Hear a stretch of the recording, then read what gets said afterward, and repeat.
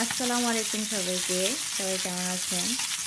তো আজকে দেখতেছেন রান্না ভেজে সিম নিতেছি দিয়ে আলু দিয়া ইলিশা মাছ, তারপরে ট্যাংরা মাছ দিয়ে তো সিম দিয়ে আলু দিয়ে টমেটো দিয়ে এই যে ইলিশা মাছ বা গুলামা মাছ যেটা বলে, তো ওইটা দিয়ে আমি আজকে তরকারি দেখাবো। তরকারি রান্না করা একদম বাঙালিদের প্রিয় খাবার মাছেরই।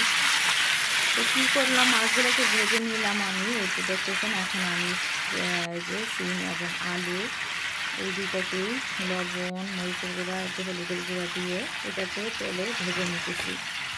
এইভাবে তরকারিটা রান্না করলে মজা হয়। সিমগুলা একটু আলুগুলা ভেজে ভেজে নিলে। ভাজা তো আমি সিম ওইভাবেই আর আলু করতেছি। ভেজে এই তো আমার নিতেছি। এগুলা ভাজা শেষ। আমি পেঁয়াজ দিয়ে দিলাম তেলের মধ্যে, দিয়ে এই তো আদা রসুন, মরিচ, হলুদ, ধনিয়ার গুঁড়া এগুলো দিয়ে লবণ দিয়ে কষিয়ে নিতেছি মশলাটাকে। মশলা কষাইতে হবে কিন্তু ভালো করে। মশলা কষানোর মধ্যে অনেক তরকারির মজা স্বাদ হয়, কারণ মশলাটার মধ্যে তো যাতে মশলার গন্ধ না বের হয়। তো মশলাটা কষানোর পরে আমি দিয়ে দিতেছি এই যে ভাজা সিম আলু, সিম সিম এবং আলু দিয়ে দিলাম। দিয়ে এগুলাকে এখন আবার ভালো করে কষিয়ে নিব। তো আলু সিমগুলা ভাজার সিমগুলা এগুলো বাঙালিদের দিয়ে দিলাম আসলে মশলা কষানোর অনেক মধ্যে। বাঙালিদের এই সিমের তরকারি আর সিম আলুর সাথে টমেটো দিয়ে তরকারিটা অনেক ভালো লাগে, আমারও ভালো লাগে। তো আমি একটু এই তো ঝোল দিয়ে কষিয়ে নিতেছি। ঢাকনা দিয়ে ঢেকে কষিয়ে নিলাম। দেখেন আমার কষানো শেষ। মানে এখন আমি টমেটোটা দিয়ে দিব।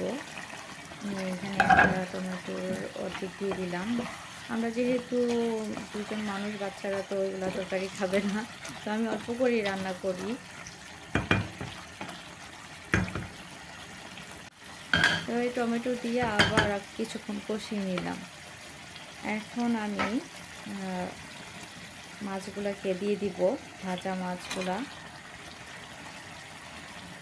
এই তো মাছগুলোকে দিয়ে কিছুক্ষণ ঢেকে রাখলাম একটু যাতে কষানো হয়। তারপর আমি এখন ঝোল অ্যাড করে দিব পানি।